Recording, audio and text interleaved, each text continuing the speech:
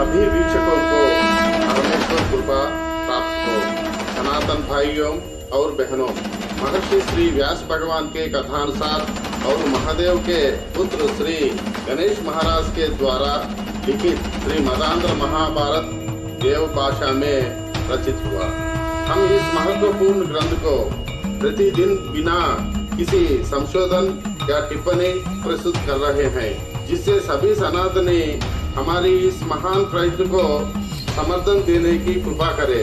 इस महोन्नत महाभारत युद्ध में 81 राज्य, उनके राजा तथा उनकी संपूर्ण सेना सम्मिलित हुए थे। इस युद्ध में 18 अक्षौहिणी सेना ने भाग लिया। हमारे इस प्रयास को सनातन धर्म और ऋषि परंपरा से जुड़े सभी भारतीयों और अन्य नागरिकों का समर्थन मिले, यही हमारी प्रार्थना है। कृपया गाड़ी न्यूज चैनल को सब्सक्राइब, शेयर और लाइक करो। आपका वड्डेपल्ली रामकृष्ण, निराकार कृष्ण योगा साधक, हैदराबाद।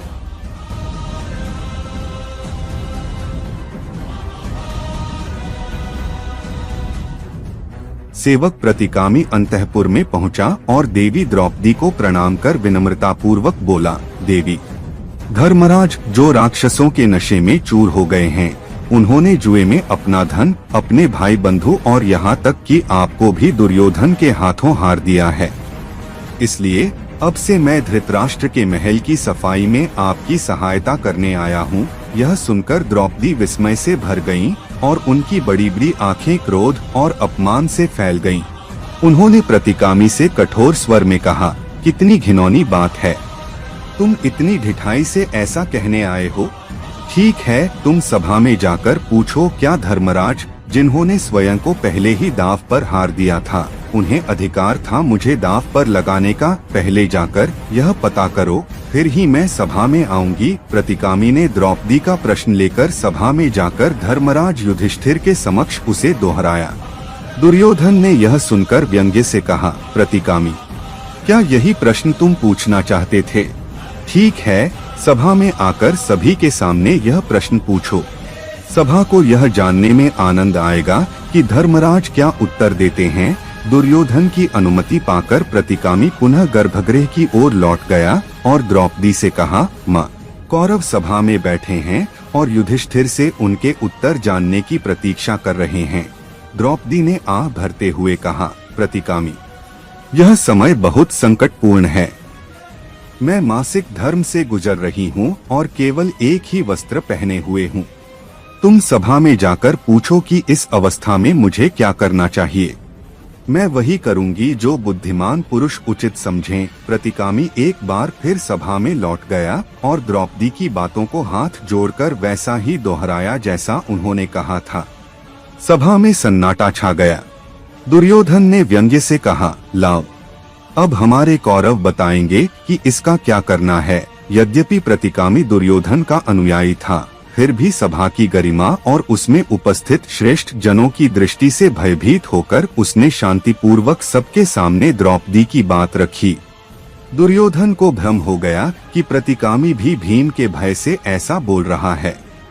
उसने क्रोधित होकर कहा, ओह दुशासन, यह डर गया है, तू जा और द्रौपदी को घसीटकर सभा में ले आ। तब दुशासन, जो भाईचारे की मर्यादा भुला चुका था, धीरे धीरे अपने रथ पर चढ़कर उस स्थान की ओर प्रस्थान कर गया जहां पांडवों का निवास था और जहां द्रौपदी अकेली थी।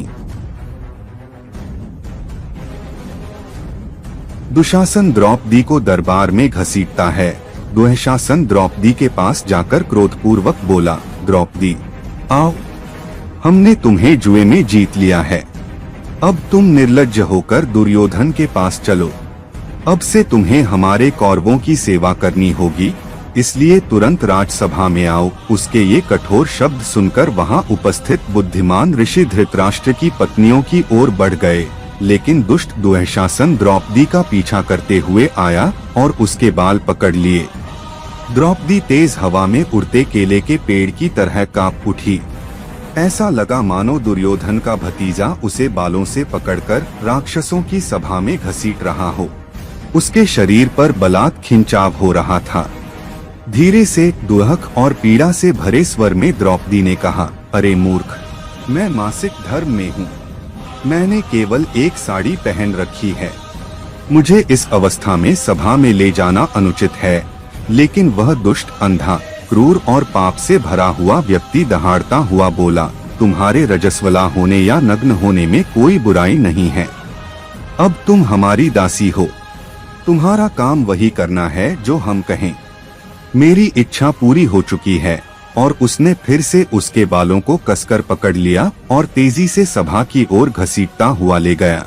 द्रौपदी के सिर की वे 5 लटें नीले बादलों की तरह बिखर गई थीं।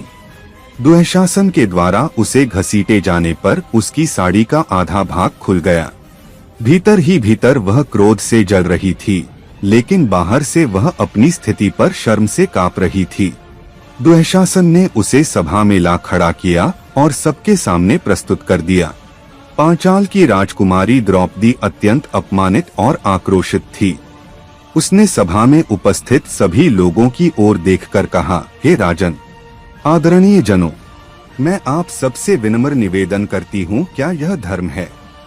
क्या मैं ही एकमात्र व्यक्ति हूँ जो अपनी धार्मिकता के कारण इस तरह पराजित हुई हूँ? वह करुणा और दुख से भरी हुई थी।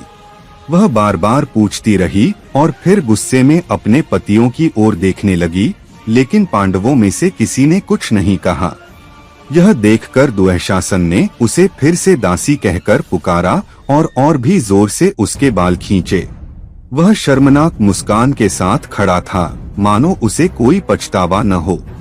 उस समय द्रौपदी को मूर्ख समझा गया। कर्ण, जिसने द्रौपदी को दासी कहने में कोई संकोच नहीं किया, उस क्षण बहुत प्रसन्न हुआ। उसने दुःशासन की जमकर प्रशंसा की। उस सभा में केवल कर्ण, शकुनी और दुर्योधन ही थे जो इन दुष्कर्मों से प्रसन्न थे।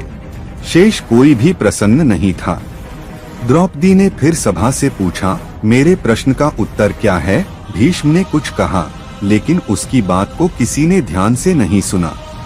तब द्रौपदी विलाप करने लगी, हे दुःशासन, यह दुष्ट व्यक्ति अपने कठोर और अमानवीय शब्दों से मुझे कष्ट दे रहा है। यह कसाई से भी बदतर है, जो मेरे सिर के बालों को पकड़कर मुझे अपमानित कर रहा है, डांट रहा है, गालियां दे रहा है और मुझे सबके सामने घसीट रहा है। वह रोती रही और चिल्ला उठी, क्या मैं वास्तव में पराजित हुई हूँ? वह बार बार यही सवाल करती रही, उस अपमानजनक अवस्था में भी। विकर्ण का फैसला। धृतराष्ट्र के पुत्र विकर्ण ने सभा में द्रौपदी के अपमान को देखकर साहसपूर्वक अपनी राय व्यक्त की और कहा, नहीं, मेरा मानना है कि द्रौपदी को धर्म पूर्वक नहीं जीता गया था। धर्मराज युधिष्ठिर ने कामवासना में लिप्त होकर उसके विरुद्ध शर्त लगाई थी। संसार और बुद्धिमान लोग कभी भी कामवासना में डूबे हुए लोगों के कर्मों से प्रसन्न नहीं होते, न ही उन्हें स्वीकार करते हैं। विकर्ण के इन शब्दों को सुनकर सूतपुत्र कर्ण अत्यंत क्रोधित हो गया। उसने विकर्ण को डांटते हुए कहा, क्या तुम इतने बूढ़े हो गए हो कि यह कहोगे, यह उचित है कि ये सभी बुजुर्ग चुप रहें और तुम तथाकथित योद्धा दुर्योधन के विरुद्ध बोलोगे? कर्ण का यह व्यंग्य और क्रोध विकर्ण की सच्चाई को दबाने का प्रयास था, ताकि दुर्योधन की योजना में कोई बाधा न आए। द्रौपदी की सुरक्षा। विकर्ण को फटकारने के बाद कर्ण दुःशासन की ओर मुड़ा और बोला, दुःशासन, यह विकर्ण मूर्खता की बातें कर रहा है, उसकी बातों पर ध्यान मत दो। उसने प्रोत्साहित करते हुए कहा, पांडवों की तरह इसके ऊपर कपड़े बुनो। कर्ण की बात सुनते ही पांडवों ने अपने वस्त्र उतारकर जमीन पर बिछा दिए। इसके बाद दुःशासन ने द्रौपदी की साड़ी को बलपूर्वक खींचना शुरू कर दिया। पांडवों में से किसी ने भी विरोध नहीं किया। द्रौपदी, जो अपने पतियों की विवशता को देखकर दुखी थी, अपने भाग्य को कोसने लगी और बलि की उस कथा को याद करने लगी, जिसने यह विश्वास किया था कि कृष्ण ही उसके उद्धार करता है। वह श्याम नीले मेघ के समान गोपियों के प्रिय द्वारकाधीश कृष्ण को पुकारने लगी। गोविंद, द्वारका, कृष्ण, गोपियों के प्रिय, केशव, रामनाथ, हे परमात्मा, हे विनाश के संहारक, हे महान योगी, हे विश्वात्मा, कृपया मुझे कौरवों के इस अत्याचार से बचाइए। उसने हृदय से प्रार्थना की। उसकी प्रार्थना सुनकर कृष्ण, जो सर्वव्यापी, सच्चिदानंद और सर्वज्ञ हैं, अदृश्य रूप में प्रकट हुए और साड़ी को इतना बढ़ा दिया कि दुःशासन थक गया, परंतु द्रौपदी की साड़ी समाप्त नहीं हुई। उसकी भुजाएं गिर गईं, वह शर्मिंदा हुआ और थककर बेहोश होने की स्थिति में साड़ी के ढेर पर गिर पड़ा। सभा में भगदड़ मच गई। लोगों में कानाफूसी होने लगी। क्या यह द्रौपदी की भक्ति की महिमा नहीं है? वह भरत वंश की रत्न स्वरूपा है, स्त्रियों में श्रेष्ठ है और अपने सद्गुणों के कारण पूज्य है। ये कौरव आखिर इन 5 सिर वाले राक्षसों से क्यों नहीं छुटकारा पाते? चारों पांडव चुप थे। विवाह के बावजूद कोई प्रतिक्रिया नहीं दे रहा था, लेकिन भीम, जो कि कांति और पौरुष का प्रतीक था, अंदर ही अंदर जल रहा था। उसका क्रोध उसकी वाणी में प्रतिध्वनित होने लगा। पूरा हॉल थर्रा उठा।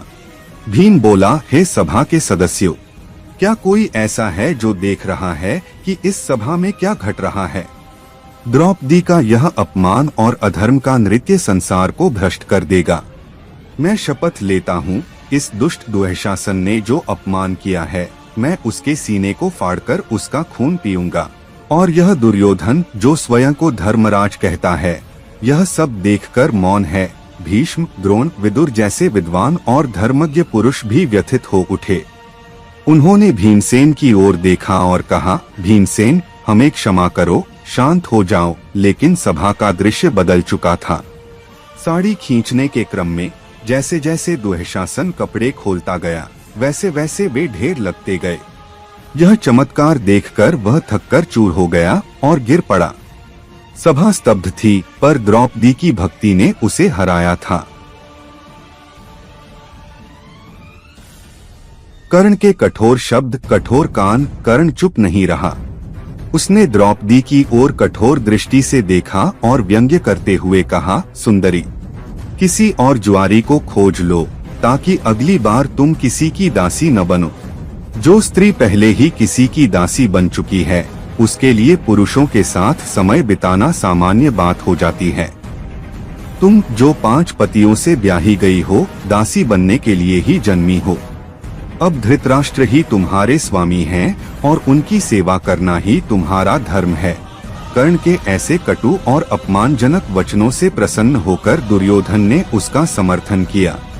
वह मुस्कराया, द्रौपदी की ओर देखा, अपनी बाईं जांघ का वस्त्र हटाया और नग्नता की ओर संकेत करते हुए द्रौपदी को नीचा दिखाते हुए कहा, आओ, यहाँ आओ। भीष्म और द्रोण जैसे धर्मज्ञ भी उस क्षण कर्ण और दुर्योधन के इस अपमानजनक व्यवहार का विरोध न कर सके। वे विवश थे। सभा मौन थी।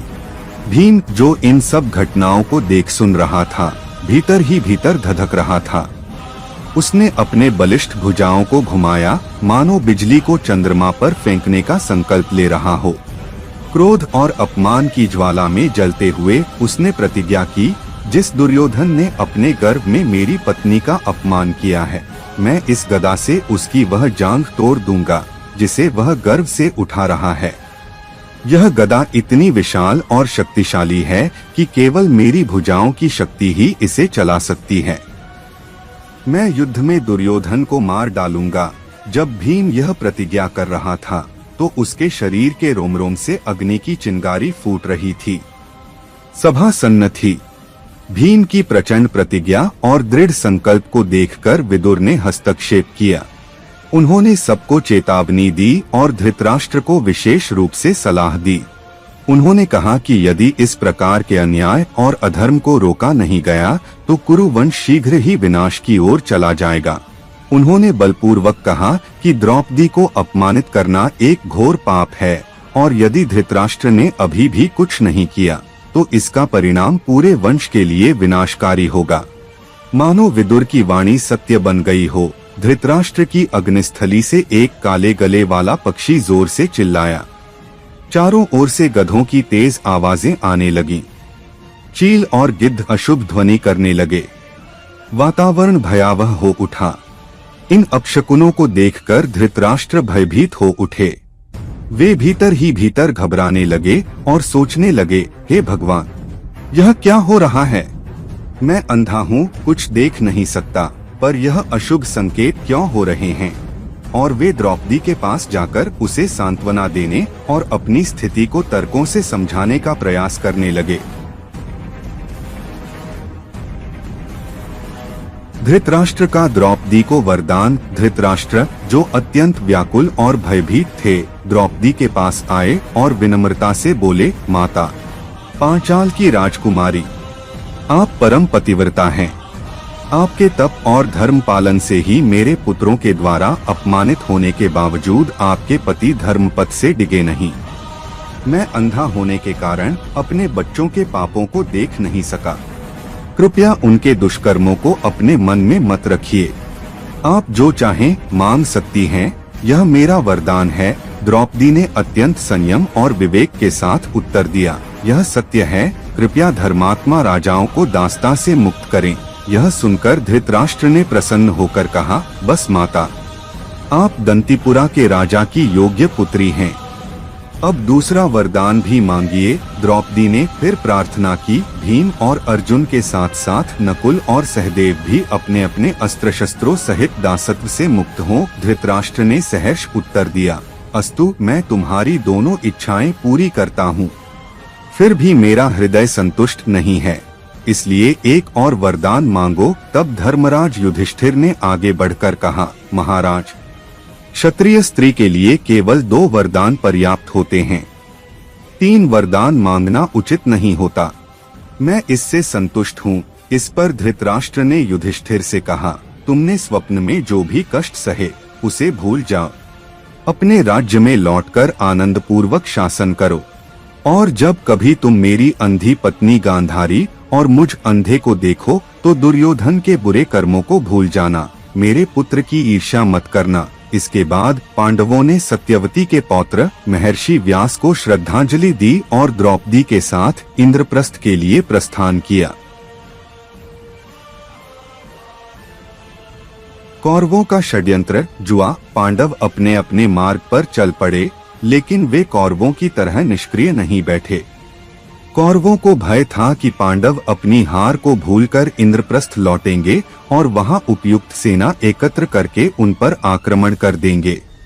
उन्हें विशेष रूप से चिंता थी कि यदि युधिष्ठिर, जिन्हें हाल ही में सम्राट का ताज पहनाया गया था, सिंहासन पर लौटते हैं तो उनके पक्ष में कोई नहीं बचेगा। उन्हें लगने लगा कि चाहे जितनी भी कोशिश करें, पांडवों को केवल छल या जादू के सहारे ही हराया जा सकता है, अन्यथा नहीं। इसलिए शकुनी, कर्ण, दुःशासन और दुर्योधन ने मिलकर एक और षड्यंत्र रचा। उन्होंने तय किया कि धर्मराज को एक बार फिर जुए के लिए आमंत्रित किया जाएगा। इस बार जुए में भाग्य की कोई भूमिका नहीं होगी। शर्त यह होगी कि जो हारेगा उसे 12 वर्षों तक जंगल में जानवरों की खाल पहनकर रहना होगा और उसके बाद 13वें वर्ष में एक बड़े नगर में अज्ञात रूप से जीवन बिताना होगा। यदि वह पहचान लिया गया तो उसे फिर से 12 वर्षों के वनवास से गुजरना पड़ेगा।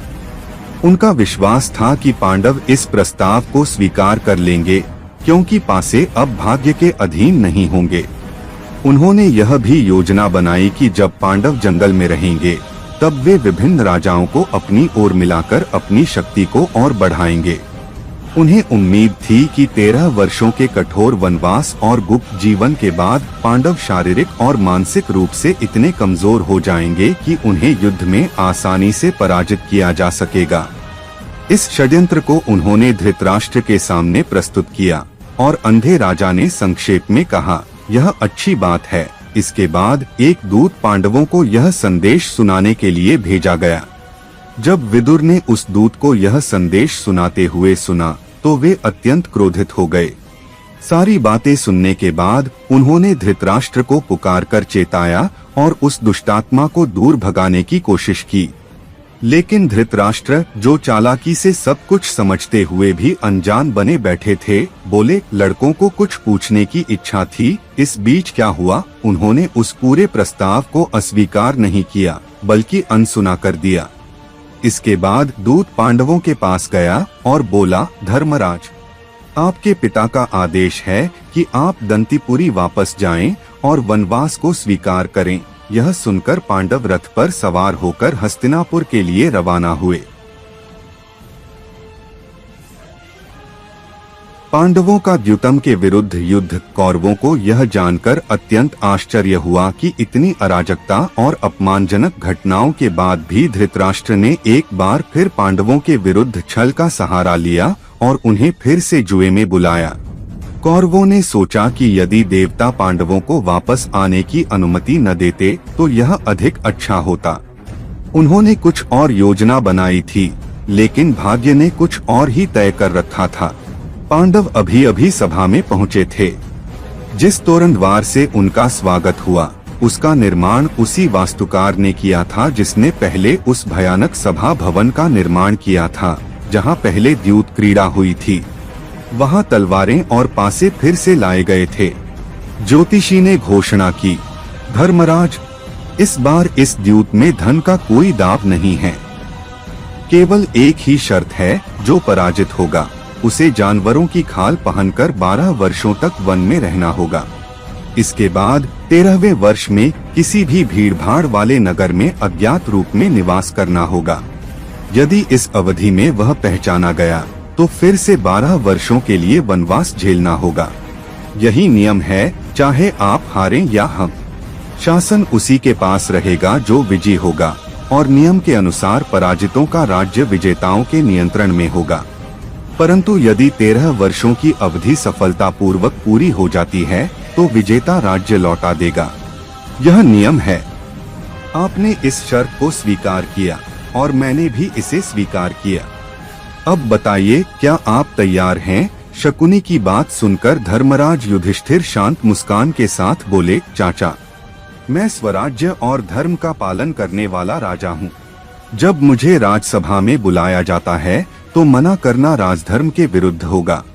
धर्म से विमुख होना मेरे स्वभाव में नहीं है, इसलिए मैं यह खेल स्वीकार करता हूँ। इसके बाद शकुनी ने पासे फेंके। जैसे ही पासे गिरे, मानो ज्योतिषीय गणनाएं धरी रह गईं। शनिदेव, जो धर्मराज की परीक्षा लेने आए थे, उन पर प्रभाव डालने लगे। परिणाम स्वरूप शकुनी फिर से जीत गया और पांडव एक बार फिर हार गए। दुशासन की बातें। पांडवों ने अपनी हार स्वीकार करते हुए अपने कवच, वस्त्र और आभूषण त्याग दिए और पशुओं की खाल पहन ली। वे द्रौपदी के साथ वन की ओर चल पड़े। विदुर ने कुंती को भी वहां से भगा दिया और उसे वनवास के लिए पांडवों के साथ भेज दिया। विदुर ने धर्मराज से अनुरोध किया कि वह कुंती की देखभाल करें। पांडव कुंती और पांचाली के साथ वन मार्ग पर आगे बढ़े। जैसे ही वे नगर की सीमा पार करने लगे, कौरवों ने उनके पीछे पीछे आकर उनका उपहास करना शुरू कर दिया। विशेष रूप से दुष्टों ने अत्यंत अपमानजनक बातें कहीं।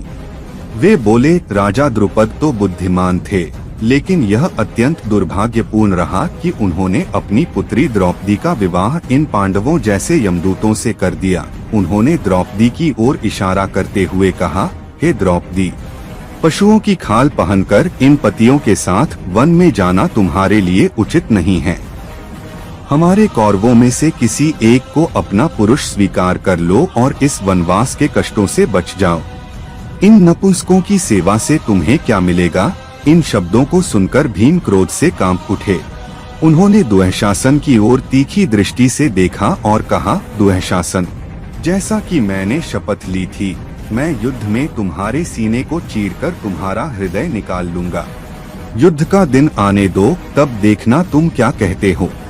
अभी बोलने का कोई लाभ नहीं। नगर की सीमा रेखा को पार करते हुए पांडव पलटे और अपने पीछे उपहास कर रहे कौरवों की ओर देखकर बोले, मैं दुर्योधन और दुःशासन का वध करूंगा। अर्जुन ने कहा, मैं कर्ण को मारूंगा। और सहदेव, जो सबसे छोटा था, दहाड़ते हुए बोला, मैं शकुनी को मारूंगा। उनके ये शब्द प्रतिशोध की आग से तपे हुए थे और उनके दृढ़ संकल्प को दर्शा रहे थे। धृतराष्ट्र की चिंताएं। पांडवों के चले जाने के बाद धृतराष्ट्र ने अपने महल में विदुर से पूछा, क्या पांडव चले गए हैं? वे कैसे गए? इस पर विदुर ने उत्तर दिया, महाराज, पांडव प्रतिज्ञा के अनुसार चले गए हैं, धर्मराज, जो छल से पराजित हुए थे, क्रोध में कौरवों की ओर देखते हुए बोले, आपके पुत्र मर जाएं। उन्होंने अपने वस्त्र अपने मुख पर डाल लिए और शांतिपूर्वक चले गए। भीम ने अपने कंधों और गर्दन को झुकाकर इशारा किया कि वह अपनी ताकत से कौरवों का विनाश कर सकते हैं। वह बड़े बड़े कदमों से आगे बढ़े। अर्जुन ने अपनी मुट्ठियों से रेत बिखेरते हुए यह संकेत दिया कि वह अपने बाणों से कौरवों का संहार करेंगे। सहदेव, जो अत्यंत सुंदर और भावुक थे, इस कठिन समय में अपना चेहरा दिखाने में असमर्थ होकर अपने चेहरे को गंदगी से ढक लिया। नकुल बिना कुछ बोले यह कहते हुए चले कि जो करना है वह करेंगे। उनके साथ अन्याय करने वाली स्त्रियां भी अब उनके पुत्र और पति बन गई थीं। मृत्यु जैसे भाव से पांडव आगे बढ़े। उनके शरीर धूल में सने थे, उनके वस्त्र खून और मिट्टी से लथपथ थे और वे इस प्रकार चल रहे थे जैसे किसी महान यज्ञ के लिए जा रहे हों। कौरव पुरोहित ने बताया कि जब वे किसी असाधारण कार्य के लिए निकले तो उन्होंने दक्षिण पश्चिम दिशा की ओर प्रस्थान किया और रौद्र में सामगान गाया, जो एक यज्ञ के आरंभ का संकेत था। यह सब सुनकर संजय ने धृतराष्ट्र से कहा, यद्यपि द्रोण और भीष्म ने उन्हें रोकने की कोशिश की, फिर भी आपने और आपके पुत्र कर्ण ने शकुनी की बुरी योजनाओं को सुनकर अन्यायपूर्वक पांडवों का राज्य और खजाना लूट लिया। आपने बलवानों से शत्रुता मोल ली है। आप और आपके पुत्रों ने जो किया है वह कौन कर सकता है। विदुर ने भी धृतराष्ट्र को फटकारते हुए कहा, आपसे सहायता मांगने से कोई लाभ नहीं। अब जो हुआ वह बीत चुका है। बेहतर होगा कि आप पांडवों को वापस बुला लें। मुझे राज्य सौंपा गया था और सब प्रसन्न थे, परंतु आपने छलपूर्वक दूसरों का धन हड़प लिया। यह उचित नहीं है। धृतराष्ट्र ने इन बातों को सुनने से इनकार कर दिया। यद्यपि द्रोण पांडवों से प्रेम करते थे, फिर भी वे हस्तिनापुर में ही रुके, क्योंकि उन्हें ज्ञात था कि भविष्य में उन्हें धृष्टद्युम्न से युद्ध करना पड़ेगा, जो विशेष रूप से उन्हें मारने के लिए जन्मा था। इस प्रकार पांडवों ने 23 वर्षों तक इंद्रप्रस्थ में राज्य किया, लेकिन अंततः जादू और छल के कारण उन्होंने अपना राज्य खो दिया और वनवास के लिए निकल पड़े, जंगलों में भटकते हुए। सभा पर्व महाभारत का एक अत्यंत महत्वपूर्ण और भावनात्मक खंड है, जो केवल एक दरबार की घटनाओं का वर्णन नहीं करता, बल्कि धर्म और अधर्म, न्याय और अन्याय, शक्ति और छल के संघर्ष को उजागर करता है। इस पर्व में युधिष्ठिर का राजसूय यज्ञ, द्रौपदी का चीरहरण, डाइस का खेल, पांडवों का अपमान और अंततः उनका वनवास, इन सभी घटनाओं के माध्यम से यह स्पष्ट होता है कि जब धर्म की नींव पर शासन नहीं होता, तब विनाश निश्चित होता है। सभा पर्व हमें यह सिखाता है कि बुराई चाहे कितनी ही प्रबल क्यों न लगे, सत्य और धर्म अंततः विजय प्राप्त करते हैं। यह पर्व पांडवों के जीवन में एक निर्णायक मोड़ लाता है, एक ऐसा मोड़ जो उन्हें तपस्या, आत्ममंथन और अंततः धर्मयुद्ध की ओर ले जाता है। यह केवल राजनीति या सत्ता संघर्ष की कथा नहीं, बल्कि एक महान आत्मसंघर्ष की प्रस्तावना है। सभा पर्व यहीं समाप्त होता है, लेकिन पांडवों के धर्मपथ की यात्रा अभी प्रारंभ है। सभी वीक्षकों को परमेश्वर कृपा प्राप्त हो। सनातन भाइयों और बहनों, महर्षि श्री व्यास भगवान के कथानुसार और महादेव के पुत्र श्री गणेश महाराज के द्वारा लिखित श्री मदांध्र महाभारत देव भाषा में रचित हुआ। हम इस महत्वपूर्ण ग्रंथ को प्रतिदिन बिना किसी संशोधन या टिप्पणी प्रस्तुत कर रहे हैं, जिससे सभी सनातनी हमारी इस महान प्रयत्न को समर्थन देने की कृपा करे। इस महोन्नत महाभारत युद्ध में 81 राज्य, उनके राजा तथा उनकी संपूर्ण सेना सम्मिलित हुए थे। इस युद्ध में 18 अक्षौहिणी सेना ने भाग लिया। हमारे इस प्रयास को सनातन धर्म और ऋषि परंपरा से जुड़े सभी भारतीयों और अन्य नागरिकों का समर्थन मिले, यही हमारी प्रार्थना है। कृपया गाड़ी न्यूज चैनल को सब्सक्राइब, शेयर और लाइक करो। आपका वड्डेपल्ली रामकृष्ण, निराकार कृष्ण योगा साधक, हैदराबाद।